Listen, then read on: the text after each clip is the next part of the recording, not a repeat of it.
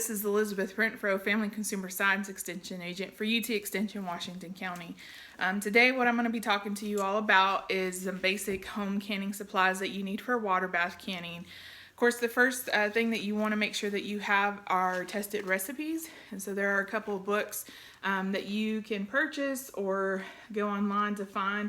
So the first one is The Complete Guide to Home Canning, and I'll actually have these linked into the post. And then the other thing is called So Easy to Preserve. This is through the University of Georgia. You can also find all these tested recipes on the National Center for Food Preservation, and I'll also link that into the post so that you all can visit that. So to kind of get us started, of course, with water bath canning, you need a large Stockpot. And so this is, you can purchase these in a store.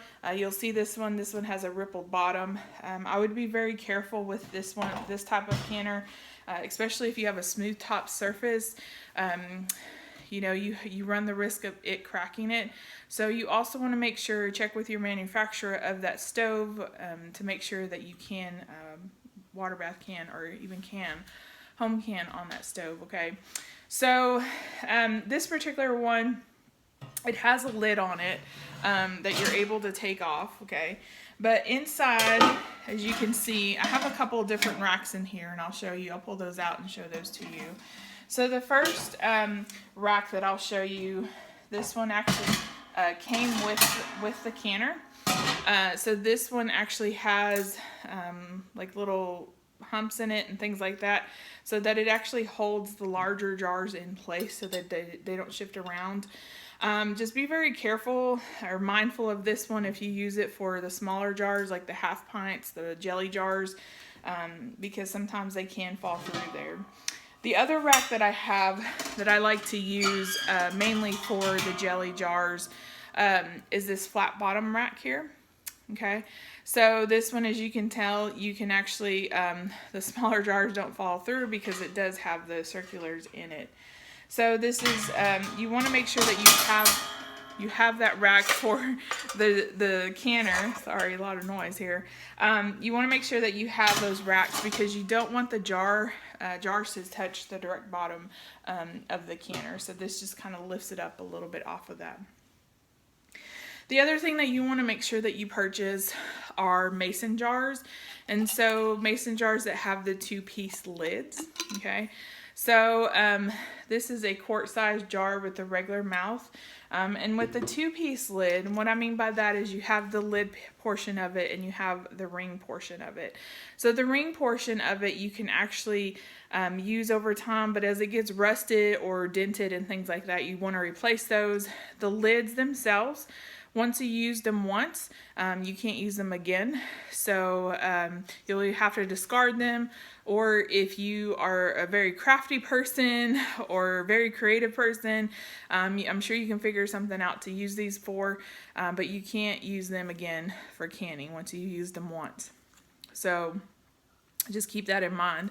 So this actually has a compound around it. And so you want to make sure, you'll see this orange compound here, you want to make sure that that compound does not have any nicks or gouges in it. If it does, you want to discard it and you want to use a different one because you're not going to create a good seal for your jar if it does have it. I have a couple different types of quart jars. So as I was saying, the first one that I showed you was a regular mouth. The other one I'm going to show you is a wide mouth one. It's based off of preference, what you like. So I like the wide mouth ones because you're able to get things in and out of it fairly easy, especially if you're like pickling and things like that. It's easier to get things in the jars. So if you're getting cucumbers down in there, it's easier to get those in there. Okay, a couple other things, and you can get this in a kit, and I'll show you the things that will come in that kit. But of course, you want a jar lifter, so this helps you get the jars in and out of the boiling water. And so what it does is it sits just underneath the big lip of the jar, so that you're able to lift the jar up and out and then or up and back into the canner, depending on which way you're going. And so this is very helpful to keep your hands from getting burnt. The other thing that typically is part of a kit is a funnel, and this is a canner funnel, and you'll notice this one has a little bit wider mouth compared to a regular funnel, and so this is to help get the food product into the jars. The other thing that may be part of a kit is a lid lifter here, and so this lid lifter, and I'll show you real quick. So this lid lifter, it just picks up the lid itself out of warm water so that you're able to get it, and you place it back onto the top of the jar just to help protect your hands. And so this is pretty neat. This one's pretty strong magnet. And the other thing that you may want to, or that does come part of a kit, or you might have something else, whether it is a plastic thing or a rubber thing, but is a bubble releaser. So you do have to release some of those bubbles that do get into the jar. And so the thing with this one is, if you want to make sure that it's plastic or rubber, is because when you release those bubbles in there, you hear me tapping. And so if you're doing that and you're doing it with something metal, you may actually crack the bottom of your jar, and so you don't want that to happen. So that's the reason why you want to use something that's not metal. The other thing about this bubble releaser is on the opposite side, there is where you can measure your head space, okay? So you'll see it kind of looks like a little staircase here. And so on this, so basically there's a 1-inch head space, there is a 3/4, there's a 1/2 inch, and a 1/4 inch.